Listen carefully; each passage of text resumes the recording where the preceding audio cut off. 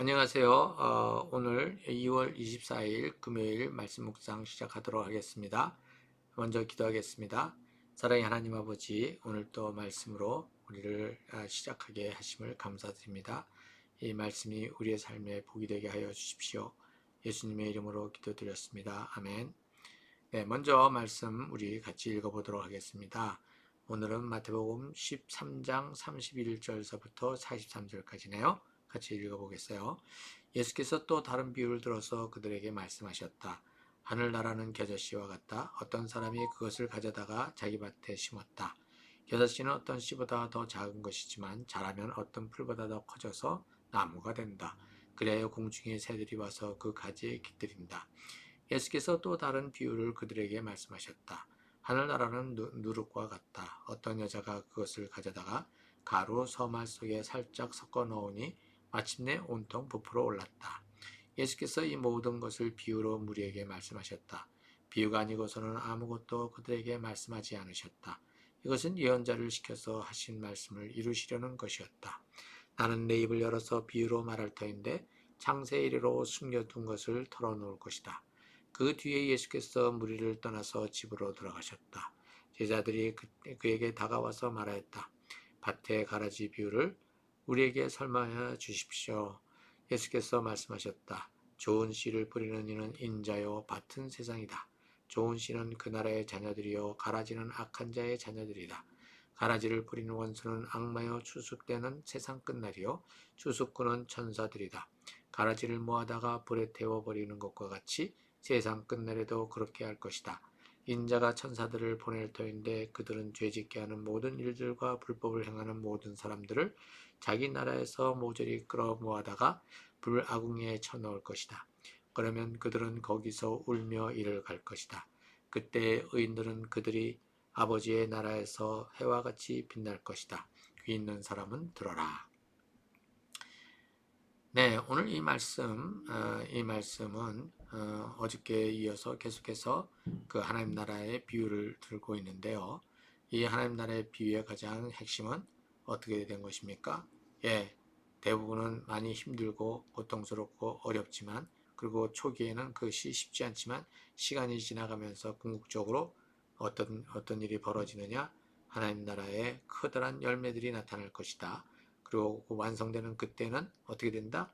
하나님께서 그것을 정리하시고 심판하시는 그러한 날이 올 것이다 라고 하는 그러한 메시지가 되겠습니다.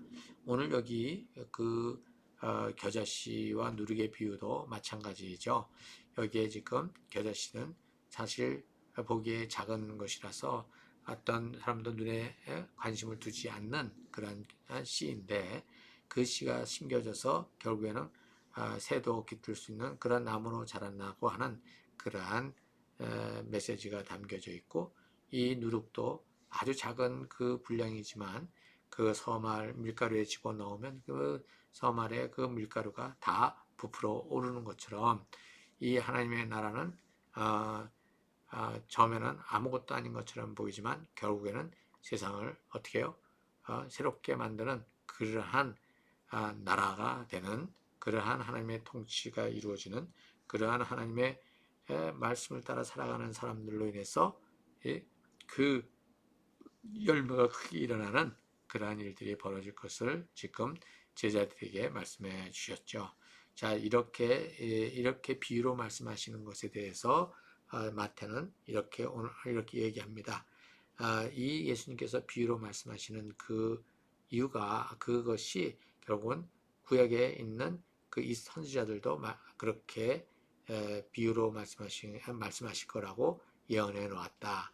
그러면서 지금 예언자들을 시켜서 말씀하셨다라고 되어 있는데 여기에 보면 나는 내 입을 열어서 비유로 말할 터인데 창세 이래로 숨겨둔 것을 털어놓을 것이다 라고 해서 시편에 나와 있는 내용을 지금 얘기를 해주고 있어요. 그래서 창세 이래로 숨겨둔 것 결국은 창세 이래로 타락과 또 이러한 상황들 속에서 하나님께서 새로운 에덴을 창조하시겠다. 새로운 에덴을 만드시겠다. 새롭게 하나님의 나라를 하나님이 다스리는 그러한 세상을 만들겠다라고 하셨던 그 나라가 드디어 여기에 임했다고 하는 것을 어떻게 그 비밀을 이제 비유로 설명하시는 그 내용을 여기다가 다시 한번 이렇게 기록을 해놨습니다. 그래서 이 비유는 결국은 뭐냐? 모든 사람들이 다 이해하는 것이 아니라 사람들은 그 비유를 듣고 이게 무엇을 얘기하려고 하는 거냐? 라고 지금 막연하게 생각할 수 있는데 예수님께서는 그 비유를 가지고 이제 차근차근 하나님의 나라가 어떤 것인지를 설명해 주시고 있는 것이죠. 결국은 이 비밀을 깨닫고 이것을 붙들고 간직하는 사람들은 누구냐? 바로 예수님의 제자들이고 그 이후에 하나님의 백성들이 되는 것이죠. 예수님의 제자들이 되는 것이죠. 자, 여기에서 또 나오는 이제 저기 밀과 가라지에 대한 얘기가 이것을 예수님께서 또 설명을 해주세요. 그래서 인자는 좋은 씨를 뿌리는 이는 이제 인자고 밭은 세상이고 좋은 씨는 그 나라의 자녀들이고 하나님 나라의 자녀들이고 그 다음에 그 악마는 가라지는 악한 자의 자녀들이고 가라지를 뿌리는 원수는 악마고 추수 때는 세상 끝날이고 추수꾼은 천사들이다 이렇게 되어 있죠. 자 이렇게 예수님께서 얘기를 하시고 나서 결국은 추수 때까지 기다려야 되는데 여기 41절에 보면 인자가 천사들을 보낼 터인데 그들은 죄짓게 하는 모든 일들과 불법을 행하는 모든 사람들을 자기 나라에서 모조리 끌어모아다가 불화궁리에 쳐놓을 것이다. 그러면서 그러면 그들은 거기서 울며 이를 갈 것이다. 이렇게 되어 있습니다. 자 여기에 지금 이것도 좀 더 하던 그 그림 언어로 지금 설명을 한 것이죠. 자 이렇게 지금 여기에 불아궁리에 들어가서 있으면서 울며 이제 이를 갈 것이다 라고 되어 있어요. 그러나 의인들은 해와 같이 빛날 것이다 이렇게 되어 있습니다. 하나님 나라의 백성으로 새로운 세상으로 만들어진 것을 누릴 수 있는 사람과 그것을 누리지 못하는 사람들을 이렇게 나중에 구분이 될 것이다 라는 얘기를 해 놓으셨어요. 자 그런데 여기서 지금 이제 한 가지 질문은 그러면 여기 가라지는 악한 자의 자녀들이라고 그랬는데 그러면 이 땅에 뿌려질 때 악한 자의 그 씨, 가라지 씨, 그 다음에 그 밀의 좋은 씨 이렇게 되어 있다면 처음부터 이 땅에 뿌려지는 그때의 좋은 씨로 된 사람, 그 다음에 악한 씨로 된 사람 이렇게 구분이 되어진다는 건가? 라는 이제 질문이 던지게 되지 않습니까? 그렇게 되면 우리는 어느새 누가 좋은 씨냐, 누가 가라지냐 이것을 어떻게 해요? 자꾸 구분을 하려고 들게 되죠. 이렇게 구분이 되어지면 무엇으로 구분을 하게 되느냐면 자꾸 어떤 행위나 어떤 그러한 겉으로 나타난 표면적인 것들로 어떻게 해요? 사람을 의롭다, 악하다로 이제 구분을 하게 되는 것이죠. 뭐 어떤 사람은 분명히 악한 짓을 저지르고도 뻔뻔하게 있는 사람이 있는가 하면 그렇지 않은 경우도 있지 않습니까? 그런데 그것이 어떤 경우는 악한 짓을 저질 때도 있고 어떤 경우에는 또 선한 것을 또 행할 때도 있고 이런 다양한 어떤 세상 사람 살아가는 그 모습 속에는 그냥 스펙트럼이 있어서 어느 한쪽으로 분명하게 딱 갈라지는 경우가 그렇게 많지가 않아요. 근데 이걸 읽다 보면 우리는 자연스럽게 어떻게 되느냐 사람을 나눠버린단 말이죠. 그래서 지금 여기에서 이 주인이 그것을 놔둬라 라고 얘기하고 나중에 가서 결론을 내리자 이제 이렇게 얘기를 한 것이죠. 마지막 부분에 이제 추수할 때가 되면 그때 가면 완전히 어떤 사람이 가라진지 어떤 사람이 저기 밀인지 확실하게 구분이 되어진다는 것을 여기서 얘기해 주고 있는 것이에요. 처음부터 가라지냐 밀이냐라고 우리가 해서 뽑아낸다라고 한다면 이미 우리는 어떤 것으로 가져가느냐면 우리가 가지고 있는 그 선하다고 하는 그러한 그 기준으로 그것을 만들어가 버리거든요. 그 사람의 속사정과 그 사람의 그 어떤 상황들 또 그가 나중에 어떻게 그런 현재로서는 그런 모습으로 있지만 나중에 변해지는 모습들 이런 것들은 전혀 우리가 가늠하지 못하는 것들이라는 거죠. 그래서 서로 이렇게 마지막 때가 추수할 때가 되기 전까지 이것을 그냥 두는 것은 어떤 변화들이 살아가면서 생길지 아무도 알지 못하기 때문에 잘못하면은 의로운 자를 뽑아버릴 수가 있는 거죠.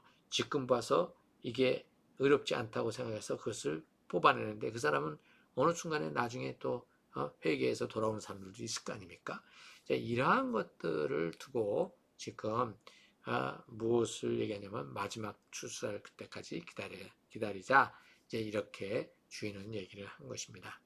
이제 이렇게 가니 실상 이 가라지와 이 이 세상에 뿌려진 이 미래에 속한 좋은 씨에 속한 의인들은 계속해서 힘들 수밖에 없죠.